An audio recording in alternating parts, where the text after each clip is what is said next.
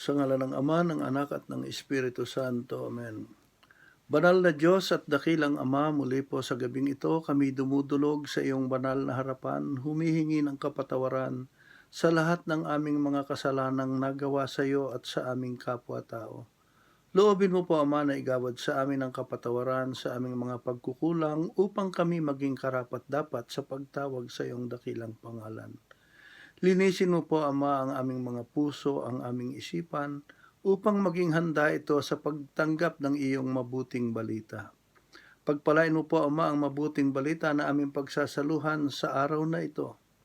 Loobin mo po, Amang, isugo ang iyong banal na espiritu upang siyang mangusap, upang siyang maghayag ng iyong mga salita. Itago mo po, Ama, ang aking sariling katauhan sa paghahayag ng iyong mabuting balita. Ikaw ang makita, Panginoon. Ikaw ang mangusap sa bawat isa sa aming makikinig. Patuloy mo po, Amang, gabayan, patnubayan ang aming ginagawang ito, at ikaw po ang manguna sa lahat ng bagay. At sa araw na ito, Panginoon, inaangkin namin ang katagumpayan ng gawain mong ito. Ang lahat ng ito ay samot dalangin namin sa dakilang pangalan ni Jesus, naghahari noon, ngayon at magpakailanman. Amen. In the name of the Father, the Son, and the Holy Spirit. Amen. Isang mapagpalang araw po sa ating lahat, mga kapatid ko kay Kristo. Sa oras pong ito, mga kapatid, ay pag-aaralan natin ang banal na salita ng ating Panginoon. Hahanguin po natin ito sa aklat ni San Mateo, Kabanata 22, talatang 15 hanggang 21. Umalis ang mga Pariseyo at pinag-usapan kung paano nila masisilo si Jesus sa kanyang pananalita. Kaya pinapunta nila sa kanya ang ilan sa kanilang mga alagad, kasama ang ilang tauhan ni Herodes. Sinabi nila, Guro, nalalaman namin kayo'y tapat at itinuturo ninyo ng buong katotohanan ang ibig ng Diyos na gawin ng mga tao. Wala kayong pinangingimian sapagkat pareho ang pagtingin ninyo sa tao. Ano po sa palagay ninyo? Naaayon ba sa kautusan na bumuwi sa Cesar o hindi? Ngunit batid ni Jesus ang kanilang masamang layon, kaya't sinabi niya, Kayong mapagpaimbabaw, bakit ibig ninyo akong siluin? Akin na ang salaping pambuwis, at siya'y binigyan nila ng 1 denaryo. Kaninong larawan at pangalan ang nakaukit dito? Tanong ni Jesus. Sa Cesar po, tugon nila. At sinabi nila sa kanila, Kung gayon, ibigay ninyo sa Cesar ang sa Cesar at sa Diyos ang sa Diyos. Mga kapatid ko kay Kristo, ang mabuting balita ng ating Panginoon. Pinupuri ka namin, Panginoong Hesukristo. Sa ngalan ng Ama, ng Anak, at ng Espiritu Santo. Amen. Kristo. Alam mo, napakaganda po ng gospel natin ngayong gabi. Sabi po, dito nakatawag pansin sa akin yung pagiging hipokrito nitong mga Pariseyo. Dito ba sa atin sa gawain, may nag-i-exist pa ba rin yung mga hipokritong mga kapatiran o wala na? No, amen. Amen. Praise God. Totoo po yun. Sa gawain po ng Panginoon, hindi na nag-i-exist ang pagiging hipokrito ng mga tao. Amen po ba? Dito po nakikita natin kung gaano kawalang hiya ang mga taong ito. Isipin ninyo, itong mga taong ito ang sumusunod sa ating Panginoon. Kaya nga itong aking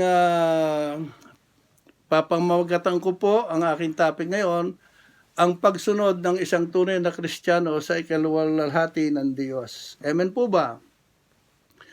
Nakita nyo natin dito, mga kapatid ko kay Kristo, sa sobrang kasamaan ng mga tao, isipin nyo, pinag-usapan nila kung paano nila masisilo si Jesus sa kanyang pananalita. Alam nyo, napakaganda po ang gospel na ito sapagkat dalawang dalawa itong bahagi. Kaya lang, mamaya, doon tayo magko-concentrate sa pangalawang bahagi. Kaya lang, binibigyan ko lang ng pahapya. Makikita natin dito, mula pa sa mga nagdaang gospel, mga kapatid ko kay Kristo, makikita natin na puro patalinhaga ang mga salita na ibinibigay ng Panginoon sa kanya, sa mga sumusunod sa kanya. Bakit?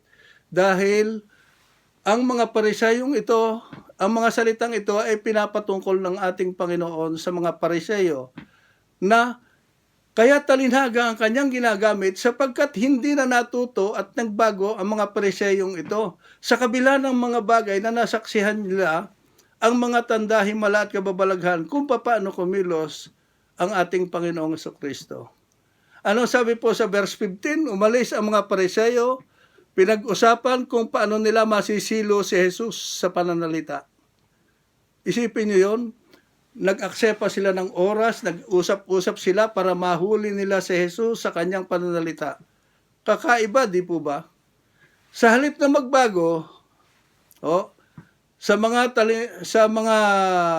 narinig nila sa ating Panginoon, at imbis na talikuran nila ang kanilang mga kasamaan, ang kanilang mga nagagawang kasalanan, ay natutuhan pa nila na pag-isipan ng masama ang ating Panginoon. Kaya nga sa masasabi ko, talagang sagad sa buto ang kasamaan ng mga taong ito nung panahon ng ating Panginoon.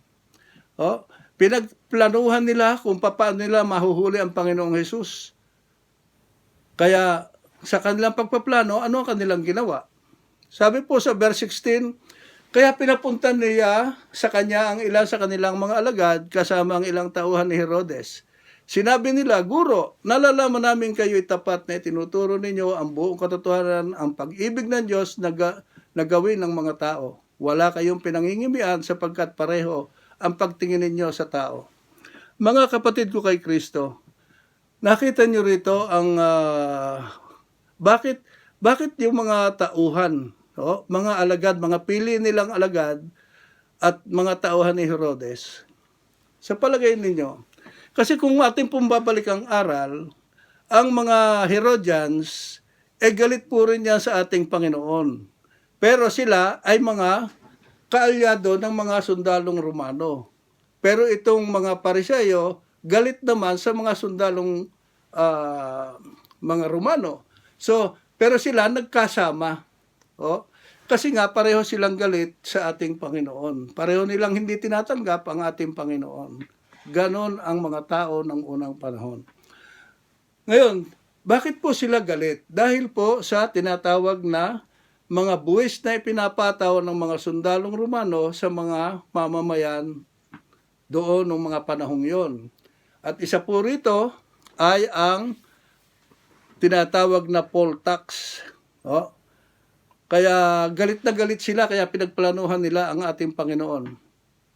Kaya kaya lang sobra silang mga hipokrito. Napakaraming tao, sana wala nang hipokritong mga tao ngayon sa kasalukuyan, sapagkat isipin ninyo, pumunta sila, nagpagal, nagpagod, pinuntahan ng Panginoon para lang siluin.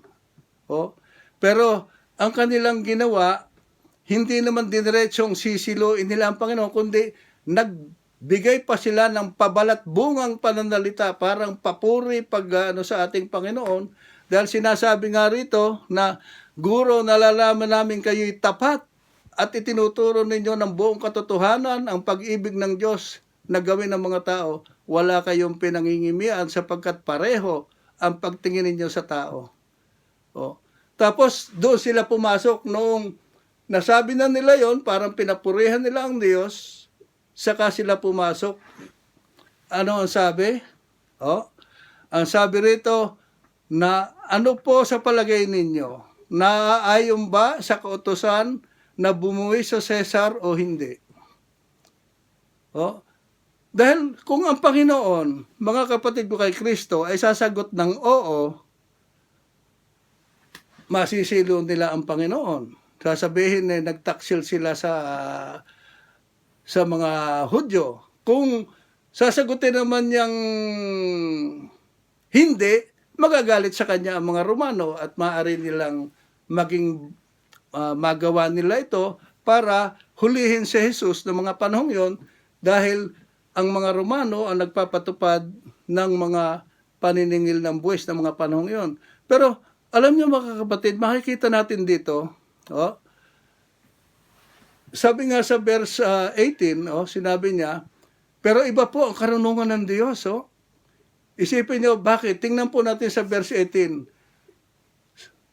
Ngunit batid ni Jesus ang kanilang masamang layong, kaya't sinabi niya, kayong mga mapapaing babaw, bakit ibig ninyo akong siluin? Ang Panginoong Jesus, dahil siya Diyos, alam na niya ang lahat at alam na rin niya ang mga masamang layunin ng mga nagtatanong na ito. Dahil dito, anong ginawa ng Panginoon? Agad niya silang tinuruan, pinagalitan at pinagsabihan. Ano sabi? Kayong mga mapagpaimbabaw, mapagkunwari. Makikita po natin sa Lucas 20:20 na doon parang sinasabi po, hindi ko na lang i-detalye at wala tayong kasinong oras, parang nagpadala ng espiya para sa Panginoon. Na sila'y pretend na sila'y mga righteous. Nililing lang nila ang Panginoong Jesus. Kaya nga pinadala ng mga Pariseo ay yung mga piling disipulo nila ng mga panahong yon. Dahil akala nila, mabobola nila at maliling lang ang ating Panginoong Jesus. Nakakasunod po ba kayo mga kapatid? Amen. Maraming ipinapataw na buwis ang mga, yun nga, doon sinabi ko sa inyo, ang mga Romano, isa na rito yung poll tax. At dito ay tutol ang mga Hudyo.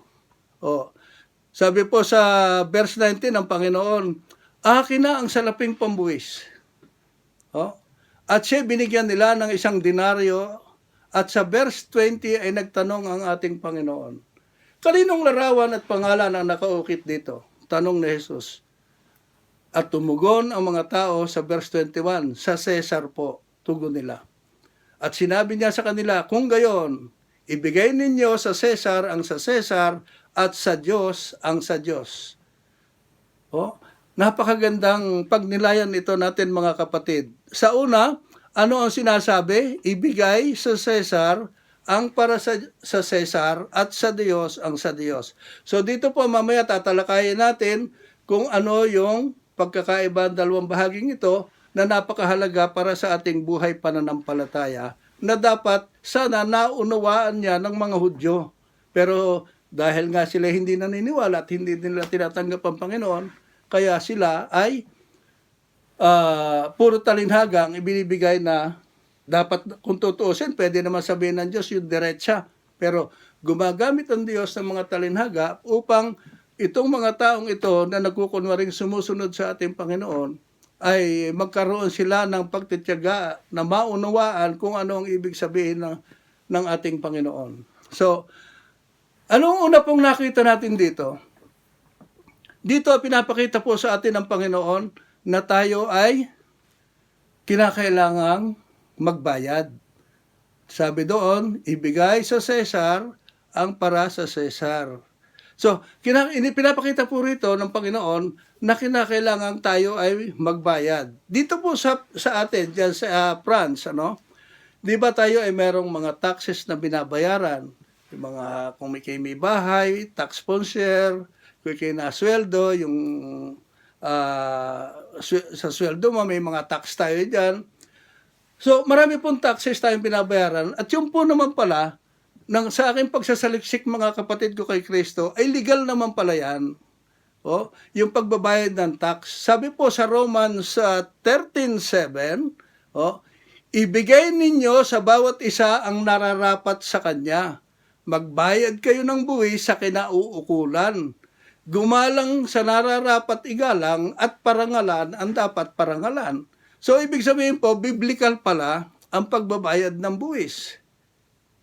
Nasusundan nyo po? Amen. So, ibig po sabihin, dito, pinapakita rin sa atin ng Diyos, ng ating Panginoon, ang pagiging masunurin, obey. Sabi po sa Romans 31 verse 1, ang bawat tao ay pasakop sa mga pinuno ng pamahalaan sapagkat walang pamahalaang hindi mula sa Diyos at ang pamahalaang umiiral ay itinatag ng Diyos. Maliwanag po? Oh, so kung hindi po tayo magsasaliksik, parang magrereklamo tayo katulad ng mga Pariseo, katulad ng mga Herodians, dahil wala silang alam. Ang kamangmangan nila ang nagiging dahilan kung bakit sila ay puro reklamo. Pero kung matututuhan lang sana nila kung ano ang nakasulat sa banal na kasulatan na ibig sabihin ng Diyos, hindi sila magrereklamo. Ganon din sa ating buhay pananampalataya, mga kapatid. Kung nauunawaan natin ang pag-ibig at pagmamahal ng Diyos, kailanman hindi natin matututuhan ang salitang reklamo. Amen po ba? Amen. Oh? Sabi po doon sa 1 Peter 2:13-15, alang-alang sa Panginoon, pasakop kayo sa lahat ng may kapangyarihan. Sa bayan, sa emperador, o sa pinakamataas na may kapangyarihan, mga gobernador na sugo niya, upang magparusa sa mga gumagawa ng mabuti, ng masama, at magparangal sa mga gumagawa ng matuwid. Sapagkat ibig ng Diyos na pabulaanan ang inyong wastong pamumuhay. Ang sinasabi ng mga hangal dahil sa kanilang kamangmangan. Ibig sabihin, itong mga Hudyo, mga Pariseyong ito, ay kulang sa kaalaman, mga kapatid. Kaya sila ay tad-tad ng reklamo, puro bakit ganito, bakit ganoon. At sa ating buhay pananampalataya, mga kapatid, kumisan dumarating din yan. Pero sabi nga, kung tayo ay magsasaliksik at mag-aaral ng salita ng ating Panginoon, ay hindi na po tayo mababilang doon sa mga nagrereklamo, maangal, dahil kapag tayo na kay Kristo, mauunawaan na natin ang mga bagay na makalangit na hindi na dapat tayo doon sa mga bagay na hindi makalangit. Amen po ba? Pero dito sa gospel na ito, mga kapatid ko, ipinakita po ng Diyos sa atin na ang mga Kristiyano ay dapat balanse rin. Ano pa ang sinasabi? Sinabi niya rito, ibigay ang sa Cesar at ibigay ang sa Diyos. Kaya dapat balanse tayo. Kung tayo talagang totoong mga Kristiyano, dapat balanse tayo. Karapatan natin magbayad, ibigay ang para sa Cesar o yung buwis na karampatan nating obligasyon sapagkat yan ay biblical, nakasulat sa Bible, yan ay isa sa ating mga tungkulin na dapat nating ginagawa. So, dito, sabi ng Panginoon ay ibigay ang sa Diyos. Kaya dapat tayo mga Kristiyano, balanse. Pero balanse tayo na dapat ay alam natin kung saan natin ilalagay ang ating sarili. Saan tayo dito ang sinasabi ng Diyos, ibigay ang para sa Cesar at ibigay ang para sa Diyos. Kaya dito po mga kapatid sa gospel na ito, nais ng Diyos na ibigay natin ang ating sarili bilang isang hain o handog sa Diyos upang siya'y maparangalan at sa kanyang awa at habag ay mabilang tayo sa buhay na walang hanggan. Ang gusto po ng Diyos na iparating sa atin mga kapatid sa gospel na ito ay yung yung ating sarili isuko natin ang lubusan sa Panginoon at anuman ang ating gagawin, ang Panginoon ang ating sasangguniin at nakatitiyak tayo na itutumpak tayo sa lahat ng balakin. So yun po ang ibig sabihin ng Panginoon Diyos. Dapat balanse ang isang totoong Kristiyano na tinawag ni Kristo. Dahil sabi nga, kapag ikaw ay isang totoo at ganap na Kristiyano, ang isang Kristiyano na tumanggap kay Kristo ay nagiging bagong nilalang. At kung tayo bagong nilalang na, ay wala na sa atin yung pagtingin doon sa mga mali. Wala na sa atin yung mga kapintasan, wala na sa atin yung dati nating buhay. In short, wala na tayo doon sa ating lumang buhay. Amen po ba? So, sabi nga, bilang tayo mga tagasunod, at totoong tagasunod ng ating Panginoon, dapat nating inuuna lagi ang Diyos, mga kapatid. Kahit ng anong pa mang bagay na ating gagawin, dapat unahin natin ang Diyos. Sa papapanong paraan natin magagawang inuuna natin ang Diyos? Meron po bang idea kayo kung paano natin masasabi inuuna natin ang Diyos?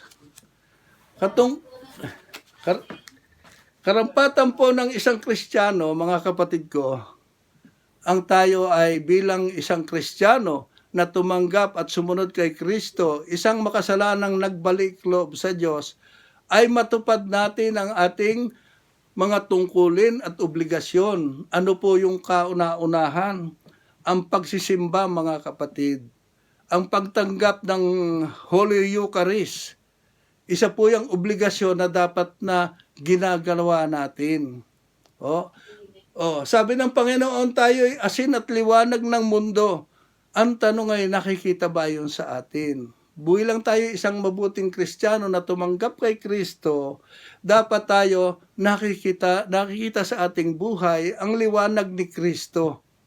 Nakikita sa ating buhay ang pag-ibig at pagmamahal ng Diyos kung paano siya kumilos sa ating buhay.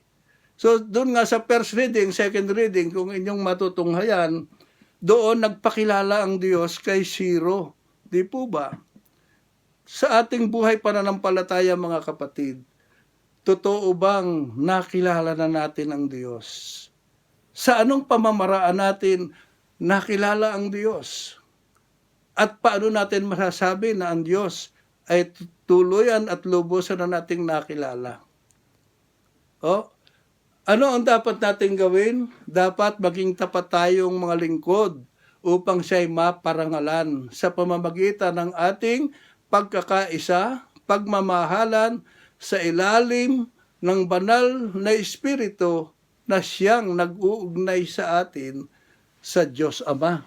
Maliwanag po ba, mga kapatid? Naririnig niyo ako? Amen. So dito po dapat dala natin yung, kung tayo ay totoo ng talagang sinasabi ng Panginoon, ibigay sa Diyos ang dapat para sa Diyos, may mga bagay ho at mga pamamaraan. Hindi sapat na tayo ay matawag na isang Kristiyano, hindi sapat na tayo masabing tayo ay member ng El Shaddai, kung ang nakikita naman sa atin ay iba. So kinakailangan po sa ating buhay pananampalataya, mga kapatid ko kay Kristo, ay nakikita na sa atin ang larawan ng Diyos. Nakikita na sa atin ang pag-ibig ng Diyos. Kung dati yung ating lumang buhay, ngayon po iba na ang makikita sa atin, mga kapatid. Hindi na tayo nabubuhay doon sa ating sarili, sa ating lumang buhay. Dahil ang lahat ng tao na nakipag-isa kay Kristo ay nagiging bagong nilalang, mga kapatid ko. At kinakailangan po, alagaan natin. Kung totoong tinanggap natin si Kristo sa ating buhay, dapat po alagaan natin yan. Hindi sapat na tayo ay tumanggap, hindi sapat na tayo ay nakipag-isa. Kinakailangan para tayong araw-araw nagsusumikap. Dahil araw-araw po rin, minuminuto, nagkakasala tayo bilang tao. Pero tandaan nyo, kahit tayo nagkakasala, nariyan ang Diyos. Tandaan ninyo yan, ang Diyos ay naparito, nagkatawang tao, upang ang lahat ay maligtas. Wala pong dapat maiwan. Ibig sabihin, tayong mga tinawag, pinili sa karamihan, dapat tayong maging liwanag upang maakay natin yung iba doon sa liwanag na kung anong meron tayo. Liwanag na nanggagaling kay Kristo. Hindi po kinakailangan tayo makatisuran, mga kapatid ko. Dapat pong makita na sa atin ang pag-ibig at pagmamahal ni Kristo. At sa pagkapo yan ay nakikita na sa atin, maniwala ka, kapatid. Gagamitin ka ng Diyos, mightily and boldly, hindi ka man magsalita. Ang tao ang lalapit, anong meron dyan sa El Shaddai, at nagkakalipumpong at nagkakaisa ang mga tao. Kaya mga kapatid, dapat po maging halimbawa tayo para sa karamihan.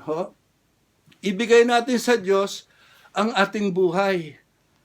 Yung ating pagsamba ang ating pagtalima at pagsunod sa kanyang mga utos, hindi para tayo makilala, hindi para tayo ay siyang maparangalan, kundi maparangalan sa bawat yugto ng ating buhay ang ating Amang Yahweh El Shaddai, mga kapatid ko.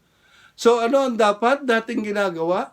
Magdasal po tayo sa araw-araw at panatilihin natin ang magbasa ng kanyang mga salita upang magkaroon tayo ng isang buhay na kasiya-siya ganap sa piling ng ating Panginoon.